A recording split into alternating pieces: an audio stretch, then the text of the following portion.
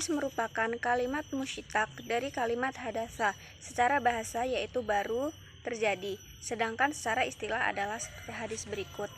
Ma udhifa ila nabiyyi sallallahu alaihi wasallam min kulin u fi'lin u takririn u sifati hilki huluki, yang artinya apa yang disandarkan kepada Nabi Shallallahu Alaihi Wasallam baik berupa perkataan, perbuatan, persetujuan, dan sifat tabiat dan akhlaknya.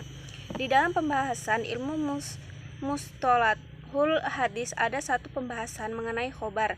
Terdapat yang makbul dan mardud. Khobar makbul adalah kebenaran yang menyampaikan khobarnya itu lebih kuat atau terpercaya, serta wajib dijadikan sebagai hujjah atau dalil dan mengamalkannya. Sedangkan khobar mardud adalah kebenaran yang menyampaikan khobarnya itu tidak kuat atau terpercaya, serta tidak boleh dijadikan sebagai hujjah. Adapun khobar makbul ditinjau dari perbedaan derajat di atas dua, yaitu sahih dan hasan. Hadis sahih. Pengertian hadis sahih. Sahih merupakan kalimat mushtaq dari kalimat saha, yasihu, suha, wasihatan, artinya sembuh, sehat, selamat dari cacat, benar. Sedangkan secara istilah yaitu seperti hadis berikut. Ma itsolat sanaduhu binakli adli dobiti ammislihi ila muntahahu min khairi suzudin walailah, yang artinya apa yang sanadnya bersambung dengan periwayatan yang adil, dobit, memiliki hafalan yang kuat dari awal sampai akhir sanad dengan tanpa syadz dan tidak pula cacat. Kehujahan hadis sahih. Pertama, apabila diriwayatkan oleh para perawi yang dapat dipercaya pengamalan agamanya, dikenal sebagai orang yang jujur, memahami hadis yang diriwayatkan dengan baik, mengetahui perubahan arti hadis bila terjadi perubahan lafaznya, mampu meriwayatkan hadis secara lafaz, terpelihara hafalannya bila meriwayatkan hadis secara lafaz. Bunyi hadis yang dia riwayatkan sama dengan hadis yang diriwayatkan orang lain dan terlepas dari tadlis atau penyembunyian atau cacat. Kedua rangkaian riwayatnya bersambung sampai kepada Nabi Shallallahu Alaihi Wasallam atau dapat juga tidak sampai kepada Nabi. Syarat hadis sahih. 1. Sanadnya bersambung. Setiap perawi dalam sanad hadis menerima riwayat hadis dari perawi terdekat sebelumnya. Keadaan itu berlangsung demikian sampai akhir sanad dari suatu hadis. 2. Perawinya adil.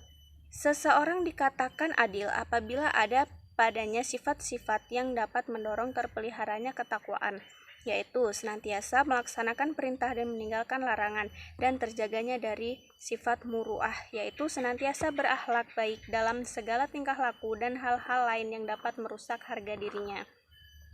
Yang ketiga, perawinya dobit. Seorang perwai dikatakan dobit apabila perawi tersebut memiliki daya ingat yang sempurna terhadap hadis yang diriwayatkannya.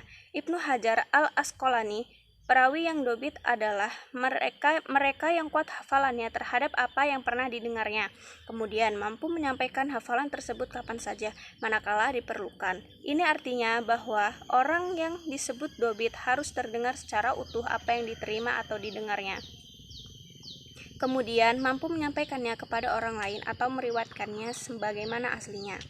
4. Tidak syadz. Syadz atau janggal atau rancu atau syuzuz adalah hadis yang bertentangan dengan hadis lain yang lebih kuat atau lebih siqoh perawinya.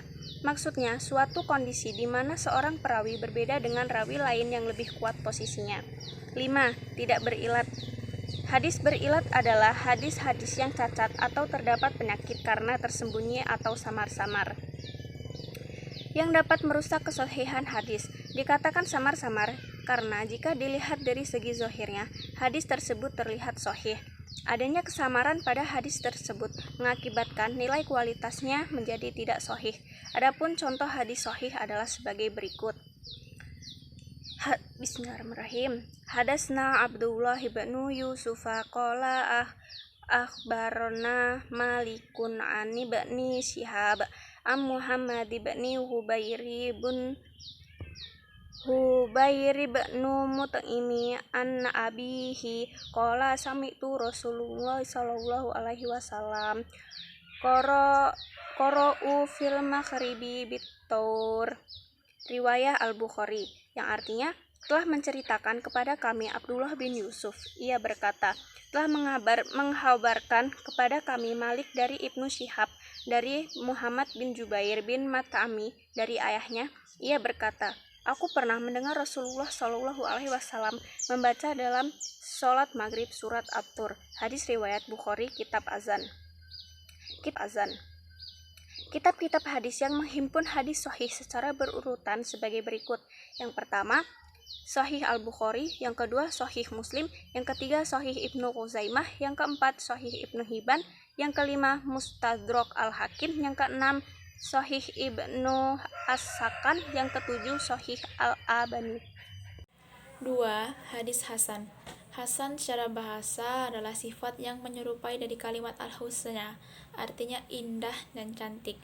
Akan tetapi, secara istilah yang dimaksud dengan hadis Hasan menurut Ibnu Hajar al-Asqalani yaitu ma ittasola sanaduhu binaflil adaril ladzi khaffa dhabtuhu ammi'lihi ila muntahahu min khairi suludin wala illah. Apa yang sanadnya bersambung dengan periwayatan yang adil, hafalannya yang kurang dari awal sampai akhir sanad, dengan tidak syad dan tidak pula cacat. Pada dasarnya, hadis hasan dan hadis sahih tidak ada perbedaan, kecuali hanya di bidang hafalannya. Pada hadis hasan, hafalan perawinya ada yang kurang meskipun sedikit. Adapun untuk syarat-syarat lainnya antara hadis hasan dengan hadis sahih adalah sama, yaitu yang pertama sanadnya bersambung, kemudian perawinya adil, perawinya dabit, tidak syad, tidak berilat. Klasifikasi hadis hasan. Yang pertama, hadis hasan li zatih adalah hadis yang sanadnya bersambung dengan periwayatan yang adil, dabit meskipun tidak sempurna dari awal sanad hingga akhir sanad tanpa ada kejanggalan syad dan cacat yang merusak hadis. Yang kedua, hadis hasan li ghairi, yaitu hadis yang pada sanadnya ada perawi yang tidak diketahui keahliannya, tetapi dia bukanlah orang yang terlalu banyak kesalahan dalam meriwayatkan hadis. Kemudian ada riwayat yang sanad lain yang bersesuaian dengan maknanya. Kehujahan hadis hasan. Hadis hasan sebagaimana halnya hadis sahih, meskipun derajatnya di bawah hadis sahih, adalah hadis yang dapat diterima dan dipergunakan sebagai dalil atau hujah dalam menetapkan suatu hukum atau dalam beramal. Para ulama hadis, ulama usul fikih, dan fuqaha sepakat tentang kehujahan hadis hasan. 3. Hadis do'if. A. Pengertian hadis do'if. Do'if secara bahasa adalah kebalikan dari kuat, yaitu lemah, sedangkan secara istilah yaitu ma'lam ya'ma sifatul hasani bifaqdi sarti min surutihi. Apa yang sifat dari hadis hasan tidak tercakup atau terpenuhi dengan cara hilangnya satu syarat dan syarat-syarat hadis hasan.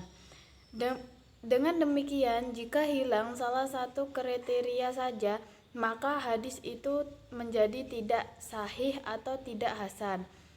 Lebih-lebih jika yang hilang itu sampai 2 atau 3 syarat, maka hadis tersebut dapat dinyatakan sebagai hadis dhaif yang sangat lemah. Karena kualitasnya dhaif, maka sebagian ulama tidak menjadikan sebagai dasar hukum. Berkata Imam Tirmizi setelah mengeluarkan atau takhrij hadis ini, kami tidak mengetahui hadis ini kecuali hadis dari jalur Hakim al-Atsrami. Kemudian hadis ini didhaifkan oleh Muhammad dari segi sanad karena di dalam sanadnya terjadi Hakim al-Atsrami, sebab didhaifkan pula oleh para ulama hadis. Khusus hadis dhaif, maka para ulama hadis kelas berat semacam Hafiz Ibnu Hajar Al-Asqalani menyebutkan bahwa hadis dhaif boleh digunakan dengan beberapa syarat, yaitu B. Hadis dhaif 1. Level kehaifannya tidak parah. Ternyata yang namanya hadis dhaif itu sangat banyak jenisnya dan banyak jenjangnya dari yang paling parah sampai yang mendekati dhaif atau hasan. 2. Berada di bawah nas lain yang sahih. Maksudnya hadis dhaif itu kalau mau dijadikan sebagai dasar dalam Fathailul Amal harus didampingi oleh hadis lainnya. Bahkan hadis lainnya itu hanya sahih. Maka tidak boleh hadis dhaif jadi pokok, tetapi dia harus berada di bawah nas yang sudah sahih. 3. Ketika mengamalkannya tidak boleh meyakini ketasabitannya. Maksudnya ketika kita mengamalkan hadis dhaif itu kita tidak boleh meyakini 100% bahwa ini merupakan sabda Rasulullah SAW atau perbuatan beliau, tapi yang kita lakukan adalah bahwa kita masih menduga atau kepastian datangnya informasi ini dari Rasulullah SAW. C. Kehujahan hadis dhaif. Adapun kehujahan hadis dhaif ada 3 pendapat, yaitu pertama pendapat para ahli hadis yang besar seperti Imam Bukhari dan Imam Muslim yang berpendapat bahwa hadis dhaif tidak bisa diamalkan secara mutlak, baik dalam masalah fadlail al-amal, ahkam al-tibar, maupun masalah mawaid.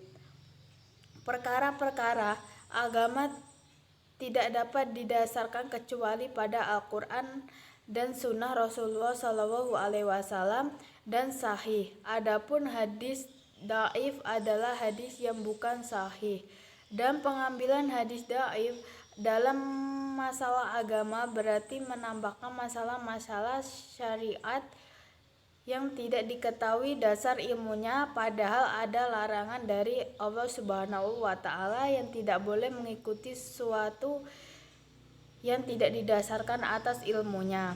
Wala ta'fuma lahya laka bihi ilmi.